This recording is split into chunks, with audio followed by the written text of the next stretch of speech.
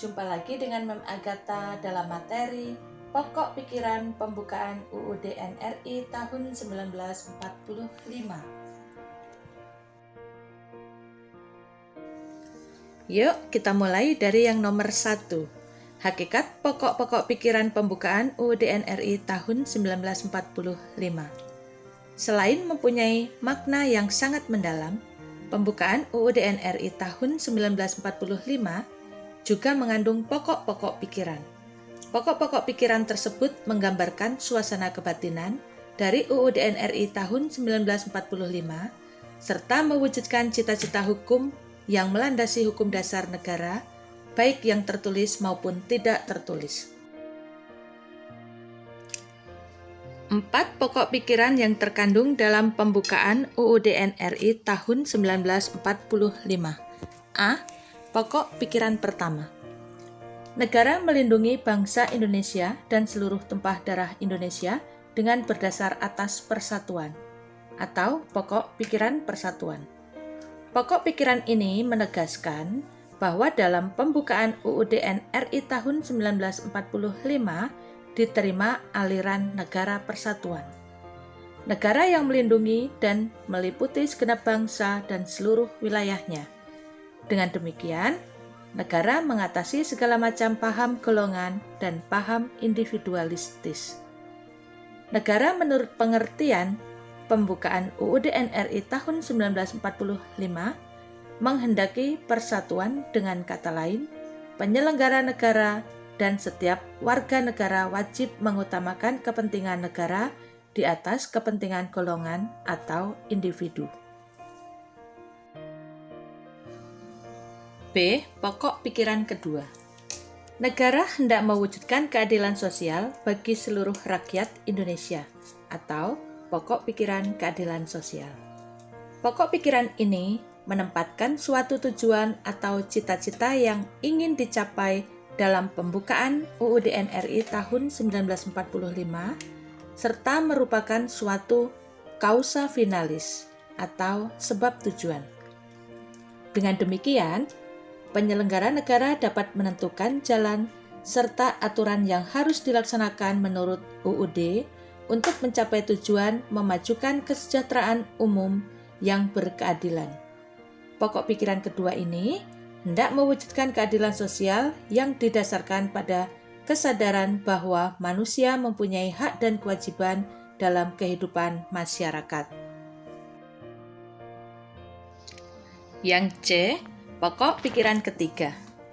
Negara yang berkedaulatan rakyat berdasarkan atas kerakyatan dan permusyawaratan perwakilan, atau pokok pikiran kedaulatan rakyat. Pokok pikiran ini mengandung konsekuensi logis bahwa sistem negara yang terbentuk dalam UUD harus berdasarkan atas kedaulatan rakyat dan permusyawaratan perwakilan. Pokok pikiran ini sesuai dengan sifat masyarakat Indonesia yang selalu mengedepankan asas musyawarah untuk mufakat dalam menyelesaikan suatu persoalan. Pokok pikiran ketiga ini merupakan pokok pikiran kedaulatan rakyat yang menyatakan bahwa kedaulatan berada di tangan rakyat dan dilaksanakan menurut Undang-Undang Dasar. Pokok pikiran inilah yang merupakan dasar politik negara. D. Pokok pikiran keempat. Negara berdasarkan atas ketuhanan yang Maha Esa menurut dasar kemanusiaan yang adil dan beradab, atau pokok pikiran ketuhanan. Pokok pikiran ini mengandung makna bahwa Undang-Undang Dasar harus mengandung isi yang mewajibkan pemerintah dan penyelenggara negara lainnya untuk memelihara budi pekerti yang luhur. Hal ini menegaskan bahwa pokok pikiran ketuhanan mengandung pengertian takwa kepada Tuhan Yang Maha Esa menurut dasar kemanusiaan yang adil dan beradab dengan menjunjung tinggi harkat dan martabat manusia atau nilai kemanusiaan yang luhur. Yang kedua, arti penting pokok pikiran pembukaan UUD NRI tahun 1945. Setiap alinea dalam pembukaan UUD NRI tahun 1945 secara yuridis memiliki makna yang sangat dalam dan penting. Demikian juga dengan pokok-pokok pikiran yang terkandung dalam pembukaan UUD NRI tahun 1945. Keempat pokok pikiran pembukaan UUD NRI tahun 1945 adalah pancaran dari nilai-nilai Pancasila.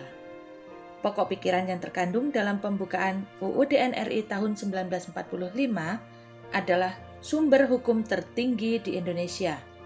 Konsekuensi dari kedudukannya sebagai sumber hukum tertinggi di Indonesia, pokok-pokok pikiran yang terkandung dalam pembukaan UUD NRI tahun 1945 dalam realisasinya harus dijabarkan dalam semua peraturan perundang-undangan yang berlaku di Indonesia, seperti ketetapan MPR, undang-undang, peraturan pemerintah, dan sebagainya. Seluruh peraturan perundang-undangan di Indonesia harus bersumber pada pembukaan UUD NRI tahun 1945 yang di dalamnya terkandung asas kerohanian negara, yaitu Pancasila. Pokok-pokok pikiran pembukaan UUD NRI tahun 1945 juga memiliki arti penting dalam konteks hukum dasar.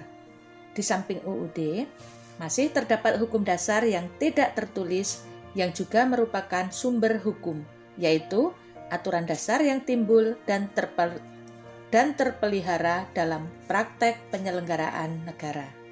Aturan dasar tersebut dinamakan konvensi atau kebiasaan ketatanegaraan sebagai pelengkap dalam Undang-Undang Dasar. Nah, anak-anak, demikian materi kita mengenai pokok pikiran pembukaan UUD NRI tahun 1945. Semoga bermanfaat untuk kalian. Terima kasih. Dadah.